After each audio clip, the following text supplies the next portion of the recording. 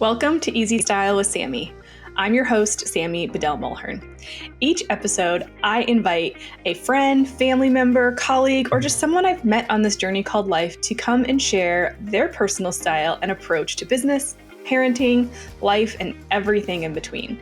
You'll hear motivational and inspirational stories that will help you refine and build your own personal style. Remember, style is easy when it comes from within.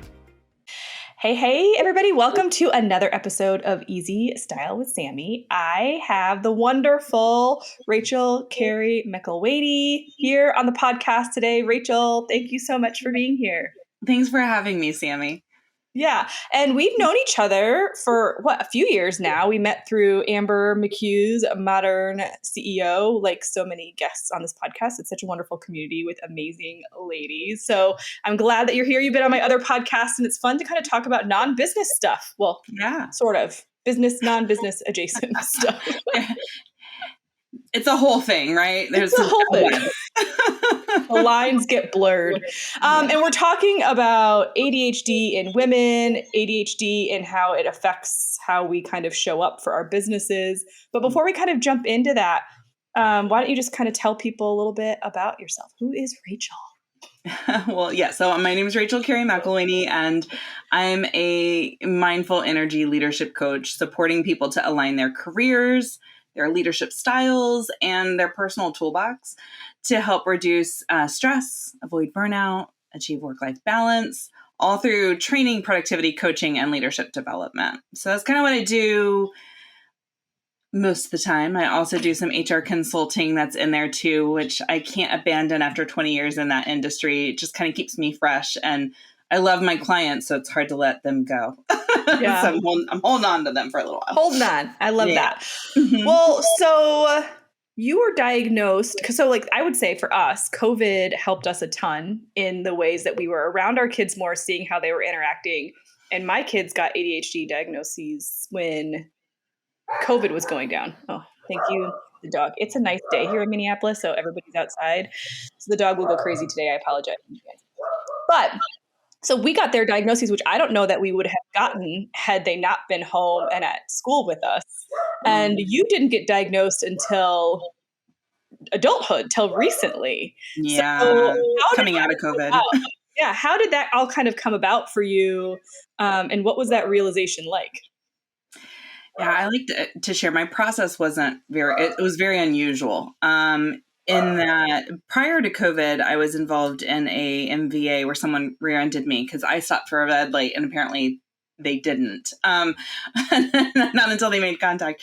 But at any rate, it resulted in a traumatic brain injury or a major concussion that it took a little while to heal from. And so I was hyper aware of my brain function as I was going through the process to heal that. And so that was 2019. So by was it 2022 or 2020? COVID made all the years run together, did it not? 100%. I agree. Yeah. So it was 2022. It was just last year. But so I went to my doctor. I had been taking some medication for depression and anxiety. Anxiety. I have an anxiety disorder. I think that's very genetic in my family, but I was going through a hard time grieving the loss of my mom. So I had started this medicine.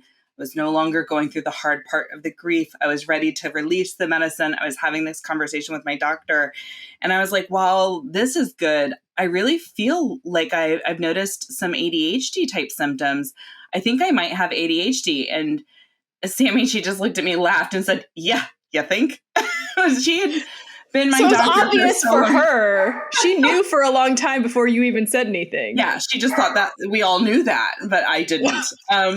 Yeah, and so she had personally experienced my ADHD symptoms as it related to our interactions, and what was interesting is then, Wellbutrin was the medicine I was taking for depression, and I was successful in taking this to support that without it making my anxiety worse, which it does have as a possibility.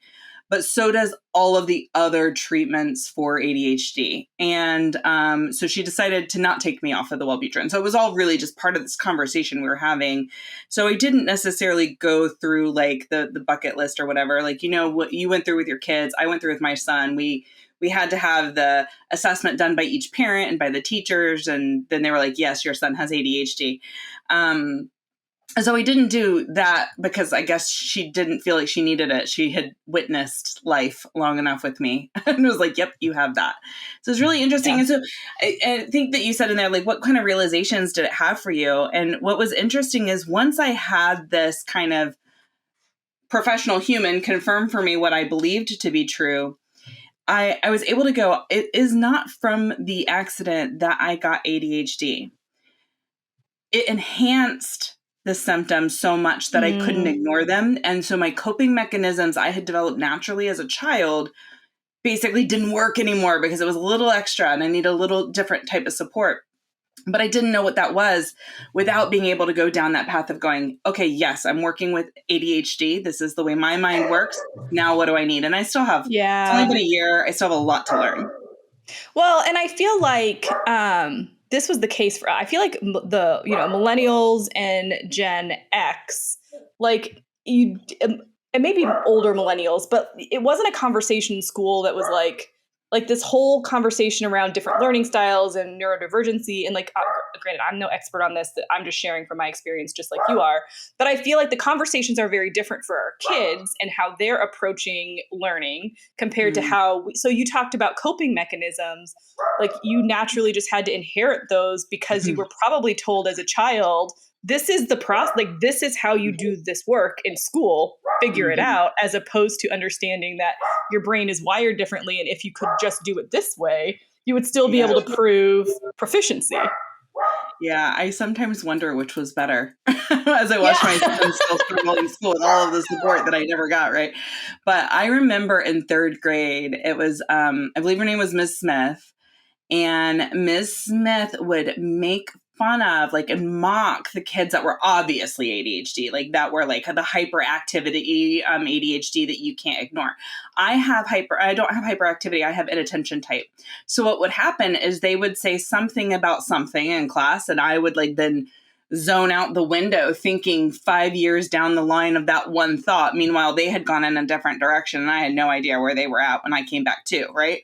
And so I knew that if she caught me staring out that window, she was going to mock me. And I was like, I don't want that. So at third grade, my coping mechanism was to start staring at her, and just in every word she said, I repeated it in my head so that I stayed hyper focused. So it was really funny because as an adult, as an HR director, I was once told by my boss, the owner of the company, he said, you have incredible listening skills. Does that like come naturally, or did you have to work on that? And I was like, I had to work on it like a lot. Coming back to this third grade moment, right? But then I also remember fourth grade flicking. You remember those really cool 4-colored pens? And I was like flicking it. Oh, Do you have one on your desk? I have one too. It's just not on my desk right now. Yes, I have one on my desk. Right? And I was just clicking it. And so what we know now with our kids now is they need fidgets, and that helps them focus. I don't know. I was just doing this thing because it was helping me focus, but it was driving my teacher mad. So they made me stop. And then I remember in fifth grade, my first like big science experiment, I could not break down projects. I just couldn't. Nobody ever taught me how to do that either. It was just the multi-step. Figure it out. Remembering the multi-step process is like insane and really hard. I will say to this day, that's probably one of the things that I'm still like, now that I have this awareness that, so I guess like for me, without that awareness, I was beating myself down. Like I need to be more self-disciplined. I need to put more effort into this. I need to work harder. And, you and I, my world is talking to a lot of people about burnout, and I am passionate about it because that person in me that beats me down for not doing it hard, like not working hard enough. That's why I'm not self-disciplined or whatever those things were that I would tell myself. Now that I have this awareness that no, actually it's just ADHD. There's so many other tools that are out there that can help you gain awareness. Okay, well, these are the things that you need to do. And it is a learning process. It really is. But to know that it's not a matter of self-discipline. I can't will myself into doing it the way that people just assumed I'd learn on my own, right? I really have to make an effort at it. And so those kind of moments, I think, were the most impactful. So before, where I would take the time and I would do like, I do the pre-week planning on Friday at 11. I will like make sure all of my stuff is mapped out for the week ahead. And that helps me with my anxiety, but it also helps me with the ADHD. Like, I have my buckets, but I don't go to the point of planning things out. Like, there's some people that write at 10 o'clock on Mondays, I'm going to work on my money matters. And on 11 o'clock, I just create big time blocks. Like, this is where I have commitments to other people. This is where I'm going to work on my stuff. And in that day, I decide, because I know too that my brain has cycles. So some days it's going to be like sharp and I'm going to dive into it and it's going to be an awesome day. And other days it's going to be like you saw me coming on here where I made coffee and I didn't know where I put it down. I had to go figure that out, right? Like, there are going to be those moments. And so, like, today, where my brain is not wanting to be hyper focused, it wants to take everything in. It's better for me to do more light admin than it is for me to do heavy content creation. And so that's kind of what I look at. But would you say that now that you have the diagnosis, you have more grace with yourself to understand, like, okay, there's not something wrong with me? Because I think with a lot of ADHD, especially in girls and women, because my daughter's the exact same as you, she just zones out and then comes back. And we didn't realize that for a long time. But for a lot of women, that's more common. And then those kids are labeled as stupid or not as smart. But really, it's just like they're not being given the tools. So now instead of taking it to that point where you're like, oh, well, I just can't get this, I'm not good enough at this, I'm not as successful as people, like, you're really working with training and listening to your body and working on finding the skills and the activities that work in that moment. Like, but that's got to be hard for you because you're a very focused, driven person. So, like, how do you kind of balance that ebb and flow of, you know what, today is just not going to be this day, but I know I can catch up on it tomorrow? So legitimately Monday, I had that day. My son was home anyway, and so I was going to kind of like be loose with my plans, and I wasn't working, but I was having a hard time because of that person I've been before I knew I had ADHD. That person that was like, you've got to you have to be working at productivity at all times. You have to be a productive human at all times. That person is still wired there. So, our brains they're wired with certain rules, and it takes a while for us to unwire it. While I will support and guide all of my people to learn these lessons with me, I assure everybody I am still working on myself. Right. And so Monday, I texted my husband and I said, if you need me, you're going to have to call, because I'm legitimately throwing my phone across the room, because I kept picking it up with this anxiety of I should be doing something. I should be messaging people. I should be whatever. And so it has been a huge journey to embrace the grace that is needed to allow myself those moments of not being productive on my days off and on the days that I should be working, like today, where it was like, I'm going to come in. I had a list, a very project-centric work to do. And I was like, yep, the brain's not there today. So instead I was working on some administrative, like, branding forms kind of thing, right? Like, because those are the kinds of things I can do. So I think that it's a matter of having the plan, a generalized plan, to know I show up for the appointments I need to show up for. Even this one, I was like, I logged on 15 minutes early because that was where my brain was there and on you. And then I continued working on the thing so that I could hear your voice when it was time, because otherwise I would have not remembered to log on. They're ways that you start tricking yourself into being timely. But I think that you hit it on the head, where it's the biggest transformation is this grace that I'm able to give to myself. And my brother-in-law, a million years ago, I remember being in a conversation in the room where he was talking to my sister, and he's like, what is it with your family and the need for labels?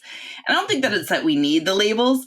I think it's that we won't give ourselves permission without the label. Yeah. Oh my gosh. That is such a good point. And, true. It was because it's interesting. Like, as my kids have gone through their journey, it has actually opened up more conversation with my dad, with my husband, because ADHD is on both sides of our family. Anxiety is on both sides of our family. And I do think also that the labels now almost just are changing, like shifting, as far as it's not like, oh, you have ADHD, you have a deficit, but it's like, oh, you have ADHD, so I'm just going to approach this conversation differently. It's just like an understanding of like, we don't all think the same way. So it just helps for people to know, like, okay, here's how we need to approach this conversation so we can both be successful in getting what we need out of it.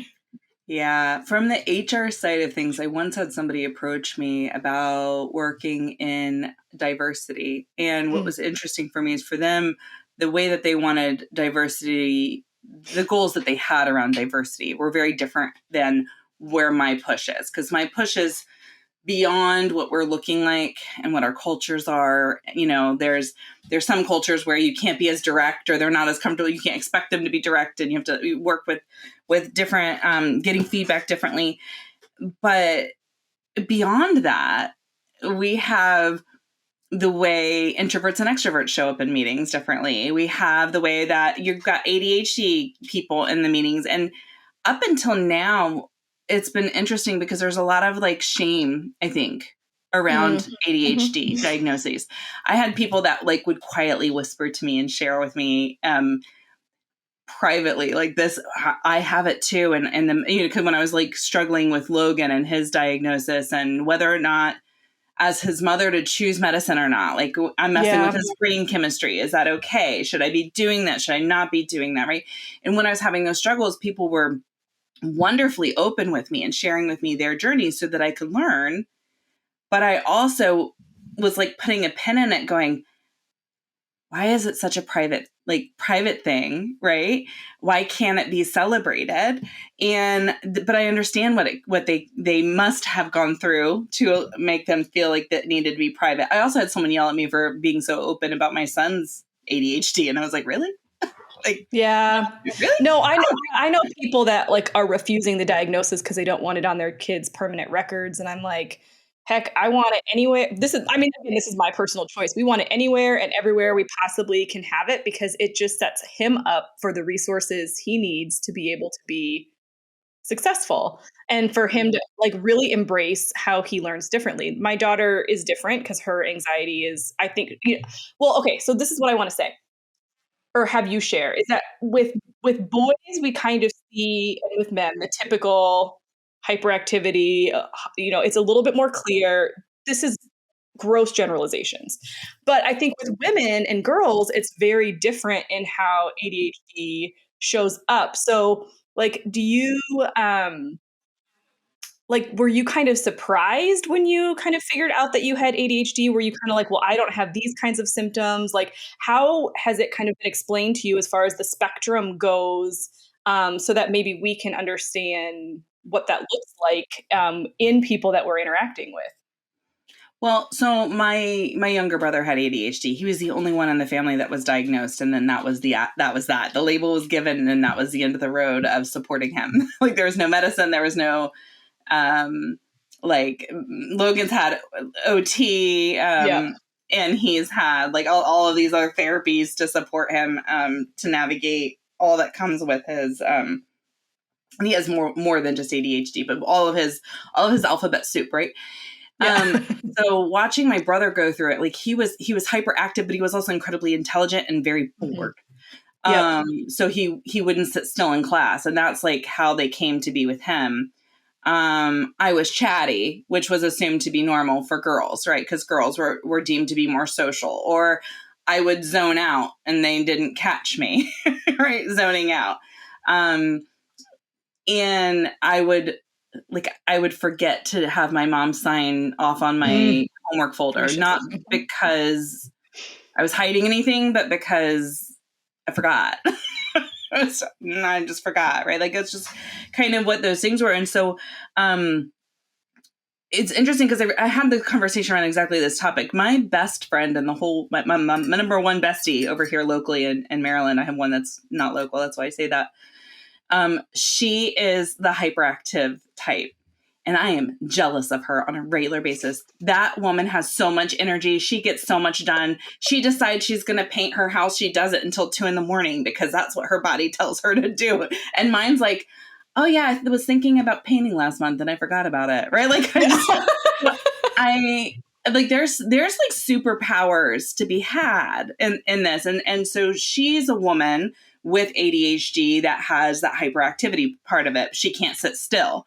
I've also watched her pick up a drink that her daughter was drinking and toss it out because she was cleaning up and the drink was there. Like, she's just not right. Like, there's downsides and there's upsides. So boys, I think, are more obviously diagnosed because society encourages them to climb trees and to be wild, but then you put them in a classroom and they've got to pull against that and the ADHD impulsivity to lean into that. So I think that something layered in there, and again, not my area of study by any means, but just kind of my own experience watching, that is what got Logan diagnosed early. He was diagnosed early because he was impulsive and active and we couldn't even get him to sit down through a dinner, right? Like he had to get up and move. And so I think that it calls attention that way. And it's more disruptive. It's more disruptive. What was explained to us with our daughter versus our son is with girls, they typically, just like you said, it's more like they zone out or they're just not paying attention. So it's easier to attach those ADHD symptoms to, well, they don't understand the subject, or they're just chatty, or they're just not paying attention because they're not diving deeper into that piece. And I think also, like you mentioned, anxiety is so closely tied ADHD, especially in girls and women. And so it's easy to just say, well, they have anxiety and then ignore all of the other ADHD things, which when you tackle them together, right? I'm sure maybe you've experienced this, like tackling those two things together is what kind of maybe steamrolled the improvement or the ability to like create the right the ability for me to go, hold on, we've addressed these things, but now I've got these little outliers that are really pointing to this as ADHD. And actually, if you ever go on to like chad.org, which is my go-to for all the things ADHD, they'd even talk about how common it is for women to be diagnosed with depression and anxiety and miss the ADHD diagnosis. And so I was diagnosed probably at 14 with depression and anxiety. And you can throw all the life circumstances that like supported it, but it's like, really, we were missing this one thing. And probably some of the issues that led to the depression and anxiety were probably because I was impulsive in what I would say. I was blunt. I was direct, right? And it was my own personal brand. I just thought that was my personality. But really part of that is that I didn't care about the hierarchy of things. And I didn't take time to worry about that. And I would just speak my mind, which is my strength and my weakness, right? Like there are moments where that's like really powerful. And there's other moments where you need to read the room. And that took me a long time to get there. So people could miscategorize these things as me just being a blunt person. But in reality, it was part of the impulsivity of, I thought it and it was out of my mouth before I really even truly realized what I was thinking, right? Like it just kind of like blew it. There was no filter, but the no filter is a lack of impulse control, which goes back to ADHD. So there's so much that can be missed in it. And, maybe the label is helpful. Maybe the label gives you permission, but maybe it's just leaning into, I have some of these tendencies. What are the things that work for people with ADHD? And going, okay, what do I need to apply? Maybe we don't need the label like my brother-in-law suggested, right? But for me, I needed it to give myself permission, to give myself grace, to not feel like there was some way that I could cure my brain of functioning in the way that it functioned if I just tried harder. And instead learning to embrace that this is how my brain is. And that's okay. Just like I say to my son, it's fine for your brain to be this way. It's just, we need to learn to channel it in. Now, my mom did a lot of different work. She was a mother of 6, traditional Irish Catholic family in the 80s, right? And so she was a mother of 6. And so she taught swim. She actually started the whole swim program over in Berlin, Germany, for the American base. And then she even worked for it was special ed at the time. I don't know if it's called anything different. I think it is, but that's what it was at the time. And I was in 2nd grade, I think, when she started being a teacher's assistant. And so she learned all kinds of things. Like she learned when I stole my sister's red lipstick because I wanted a really bold lip that day. I don't know. I was like, thought it was cool. But also she caught on that I was having a hard time reading. And so she could intervene with that. And so she picked up some really cool tricks along the way. So vacuuming. my mom taught us to vacuum the Oriental rugs that were in Germany there. And we were taught to go in the pattern, follow this line 3 times, then scoot over halfway. And so we learned to train our brain to look at them as a pattern and to break it down as a pattern. And then it was like rhythmic in your head. And so I was very, very good at vacuuming because mom taught us to break it down. Yeah. If only she had been taught how to break down big science fair projects, she would have known that I was just really struggling with that, right? But like vacuuming, God, we had that down. There was like a rhythm to it. She also rotated our chores so that each one of us did all of the chores on different whatevers, because we all had our different strengths with it. We also had our different weaknesses with it. And so we would complement each other. So mom, it was like she understood the ADHD brain. She knew how to break these things down. She knew how to create schedules for us. She knew you had to say Mondays was this day for cleaning, Tuesdays was that day for cleaning, right? Like, because that would create a routine and a ritual to these normal daily activities, right?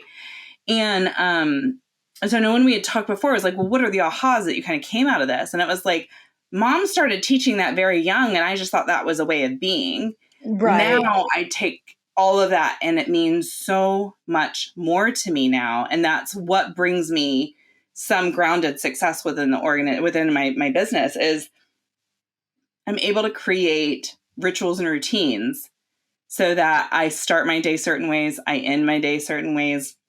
I start my week certain ways, I end my week certain ways, right? I plan certain ways. And all of that, I think, has helped my brain see it as a pattern and a rhythm so I can trick it into it. But on the days like Wednesdays, which today, when we're recording this, is a Wednesday, I usually keep it a little more open. And I'm learning I probably need to pull that one in a little bit because it's too loosey-goosey.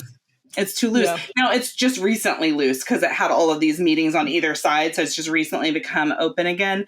But this awareness that I'm having of this is why those other days are successful, because I'm able to start them up a way, down a way, implement the day itself a certain way, and kind of go with the flow of it, have a little grace with myself. And I think that that's ultimately what I'll continue doing throughout my life, is just noticing things have shifted. I'm noticing this. What do I need to do? What are the tools that help me? And routine is one of those things that is very, very helpful with ADHD. Well, I think it's interesting because we only know what we know. We only and what we know is our normal, and we kind of assume it's everybody's normal. So until you kind of step into more conversations with people, you have your own business. So as you're working with different businesses that operate differently and different consultants, and you're just like, whoa, wait a minute, everybody doesn't do this.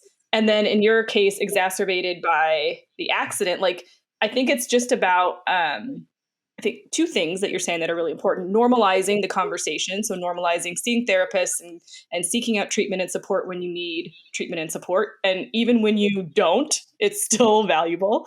But then also just trusting who you are and knowing that you might need something a little bit different than somebody else, but that's just because we are different people, diagnoses or not. I mean, there's more than just ADHD, Yeah, absolutely. Absolutely. Yeah. So, and I think that kind of goes back to that comment I made earlier, where somebody really came down hard on me about sharing my son's diagnoses. And when I was sharing it, one, I don't think anything of it. Like, if you're going to judge me because I have ADHD, we've got deeper issues than I have ADHD. The issue goes deeper, right? Yes, but the other tidbit of it is he's like, well, an employer is going to go out there and look and see this, and I'm working really hard to change that side of the world, right? To support diverse, like neurodiversity in employment. So, like, kind of going back to when I was saying the diversity earlier, that's really what my diversity kind of cause is at this point, is neurodiversity, because I feel like it's not given enough voice.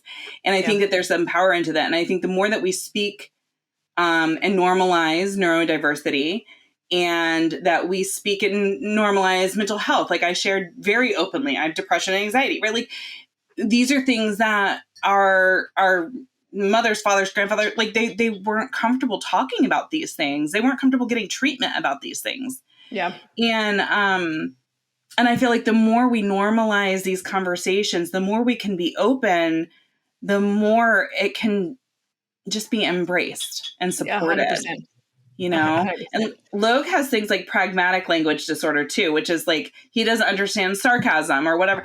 But the more you start to understand, oh, you're processing language different, right? You can start to get him too. So I think the more we have these types of conversations and say, okay, well, here I am, a woman in business, and I just recently got this ADHD diagnosis. This is how I'm embracing it. There's also amazing people out there that are specializing in ADHD as coaches, as like therapists that are all focused on just that.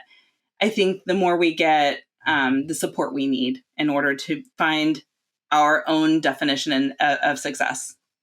Yeah. I love all of that so much. And that's why I wanted to have this conversation with you, because I agree with everything you just said. It's so amazing. And I think when I hear my kids' conversations about what they share with their friends at school, it's like, oh yeah, well, like 4 of my friends are seeing therapists and this person has this like they all know. And it's like, no, like they don't care.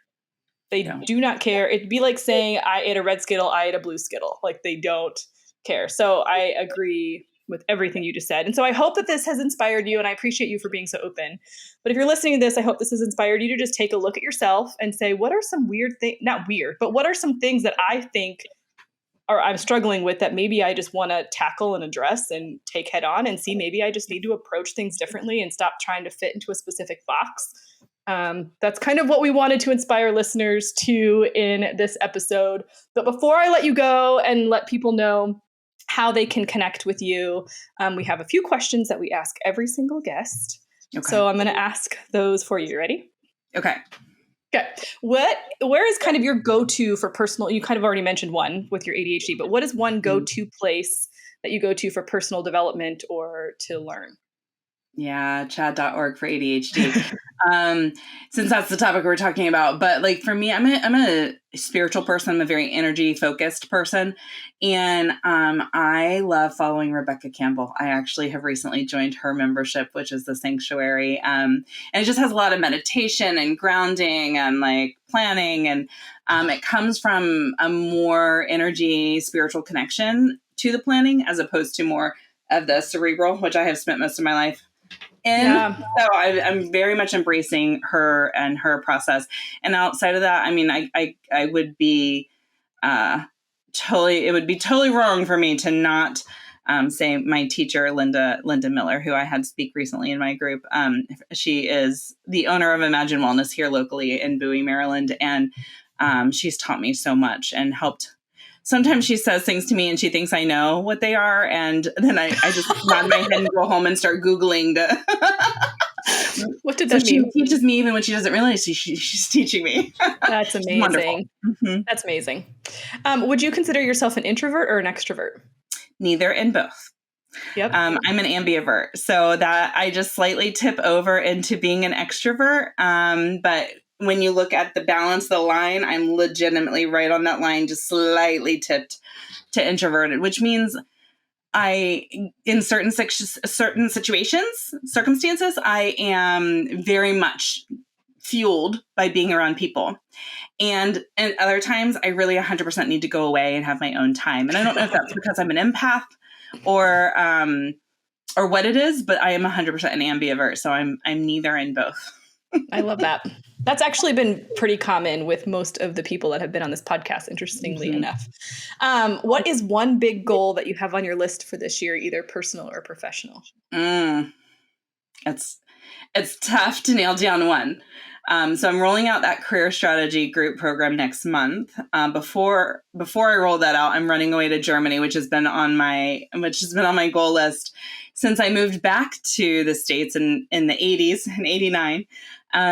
So wanted really to make it back there. And then once things settle down, I have signed up for a photography program because I really want to learn how to capture the sky the way my eyes see it. I think the sky is the most beautiful thing. That's amazing. So to capture it in photography and eventually to learn to paint it, not skilled in either, but that's a dream. So those are my dreams or my goals.